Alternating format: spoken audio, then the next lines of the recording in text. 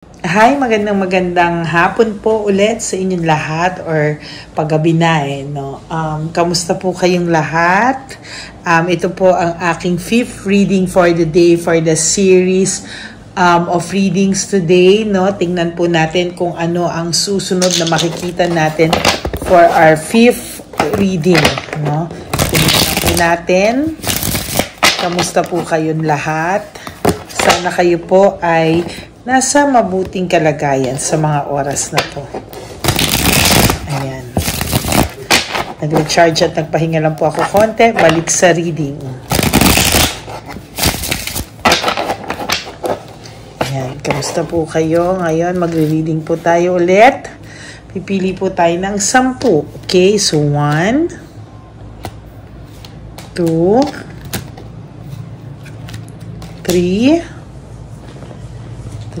4, 5, 6, 7, 8, 9, 10. Okay, tabi muna po natin ito. Okay, dito muna siya sa gilid. At ito, dito muna po natin ilagay. Okay, and then ito po ay ating balasahin naman ulit.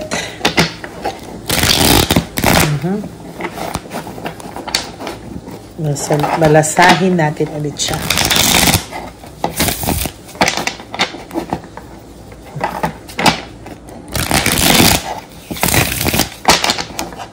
Ayan.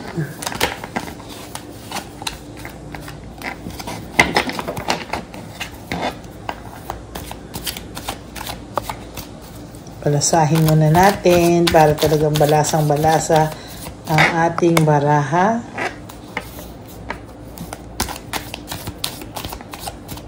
Kamusta po? Ayan. Excited na ba kayo kung ano ang lalabas sa ating baraha ngayon? So, ito. Okay. Pili po tayo ng 10. 1, 2, 3, 4, 5, 6, 7, 8, 9, and 10. Okay. Itabi muna po natin ito.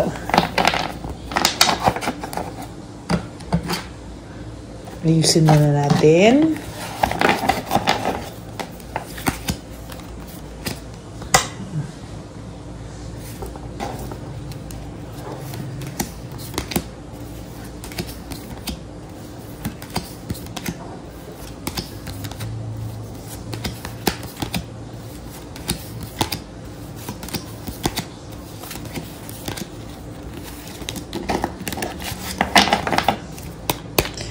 Okay, now let's go. Ano po kaya ang ating mababasa sa ating 5th reading for today?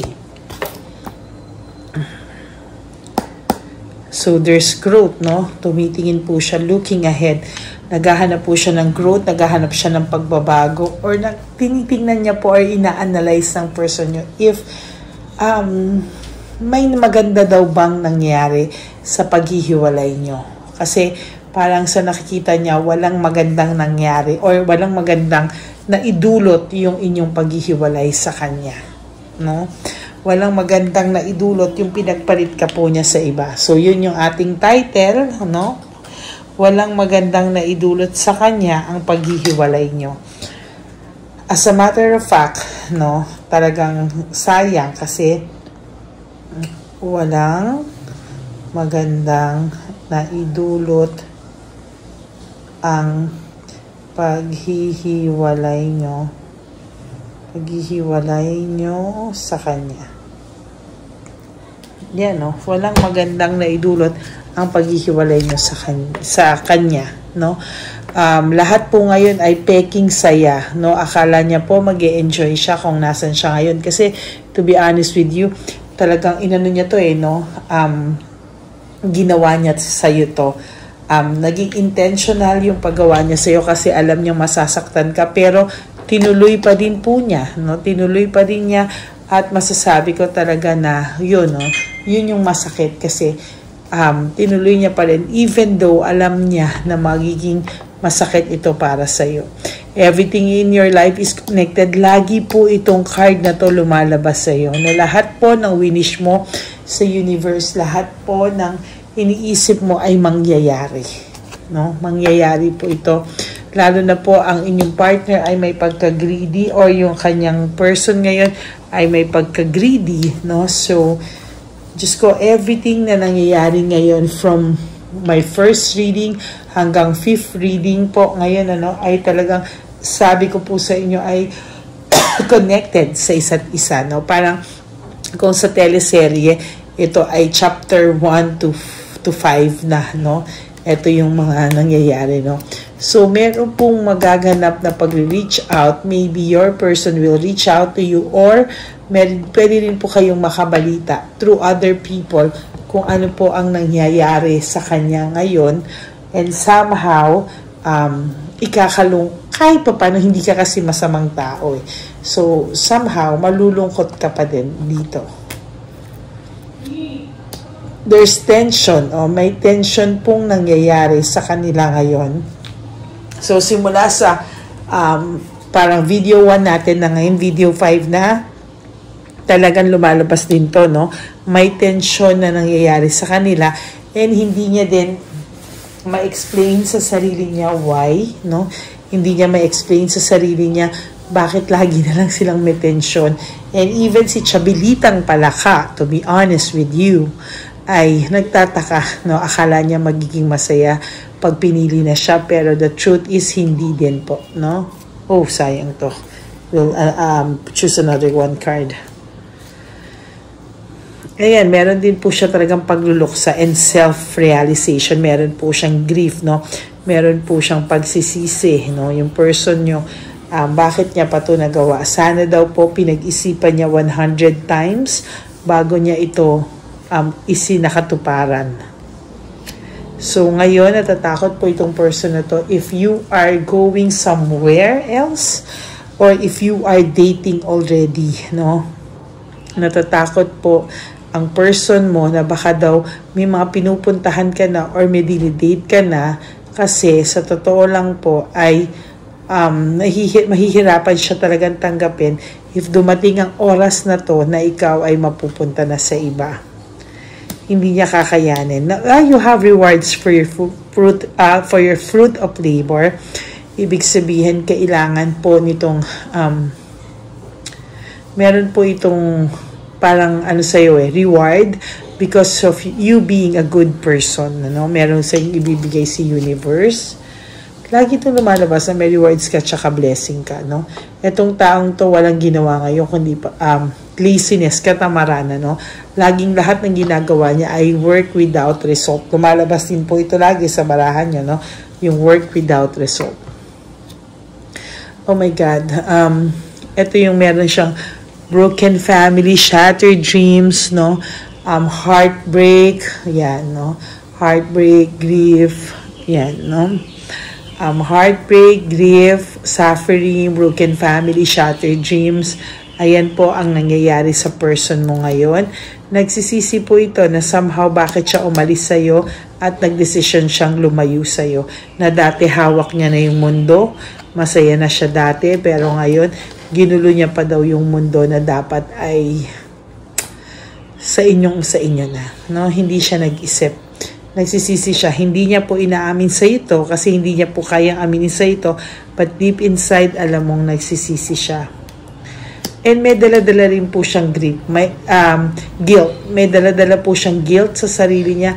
Meron po siyang hindi niya po maintindihan bakit ganun na lang din yung guilt niya, at hindi ka din niya makalimutan dahil sa totoo lang mixed emotions to. Number 1 yung guiltness niya, yung guilty siya. Pangalawa po ay gulong-gulo siya. Pangatlo po, natatakot siya na baka karma daw to. And last but not the least, namimiss ka rin ito. na may mental energy mo po siya, no? Na may mental energy mo siya.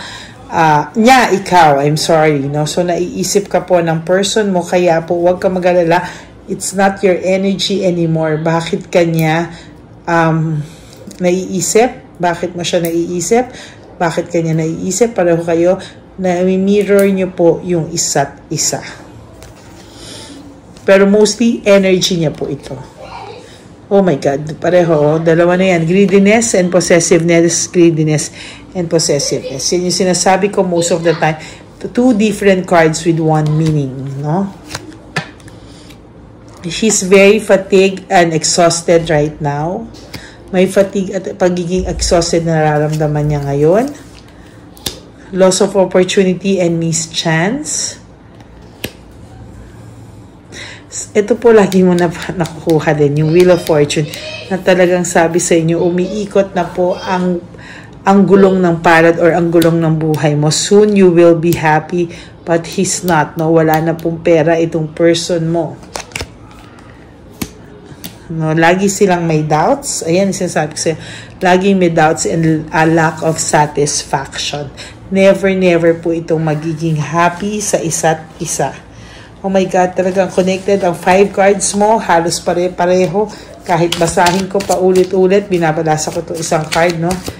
Para hindi siya magulo. Dito ko na sa side, binabalasa. And ngayon, pipili po tayo ng 5. So, 1, 2, 3, 4, and 5. So, we have to choose. We have to read na. I need to figure myself out. Akala niya po, kinailangan niya lang lumayo sa'yo para mahanap niya po yung sarili niya, no? Pero, bigla hindi niya ina-expect that emotions overwhelm him or her, no? Talagang masasabi ko na talagang deep inside, sobrang overwhelming po lahat ng nangyayari. These feelings are eating me alive, meaning hindi niya na po kinakaya. Halos kinakain na po yung buong pagkatao nito. Kakaisip sa'yo, he or she feels lonely. No? Malungkot po ito. There's emptiness. Lalo po siyang lumungkot nung nawala ka sa buhay niya. Unang-una, wala na nga magandang nangyari nung naghiwalay kayo, lalo pa po siyang naging malungkot. And he feels alone, no? Natatakot siya. Sabi niya, I don't want to be alone. Sana daw kung nandyan ka pa rin. Alam niya at magagaranti niya sa sarili niya na hindi siya magiging alone. But, yan ang ginawa niya, mas lalo po siyang naging alone. And lalo siyang walang kasiguraduhan sa buhay. Okay, that's it for your cards. Fifth card for today. I hope na nag-resonate sa inyo to, and this is a chapter or a series reading only for today, no? Only for today, Good Friday.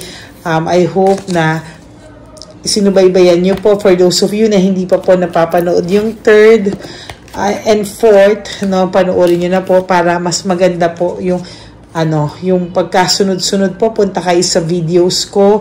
Then, tingnan nyo yung 5 na magkakasunod. Doon nyo po simulan sa pinakailalim. Yung sa 5, no? Yan po, no? So, maraming pong salamat to all my Lady Elena friends, family, and subscribers. I love you all from the bottom of my heart. And, for those of you who wants to have a private reading with me, you can message me at Lady Lee Elena. That's my only and official legit account. Huwag po kayo magpapadala sa scammers, okay? Make sure it's me. Ayan. So, maraming pong salamat. And, babalik po ulit ako kung kaya ko pang bumalik, no? Tingnan po natin. Maraming pong salamat sa inyo. To all of you, please pray for my nephew to have a negative biopsy result. No, hanggang wala po siyang biopsy result, hindi rin po ako mapalagay. So, thank you, Lord. I claim it. Pakisundan niyo po ako. Now, we are praying and claiming the 100% answer to this prayer na the result is negative, no? negative biopsy result for Nathan. In Jesus' name, we claim it. In Jesus' name, amen. Okay? Thank you so much po. Sorry po, naubo ako. Thank you po. And I will be back again for another reading. Thank you so much, and may God bless you, everyone. I love you all. I will see you again later. Bye!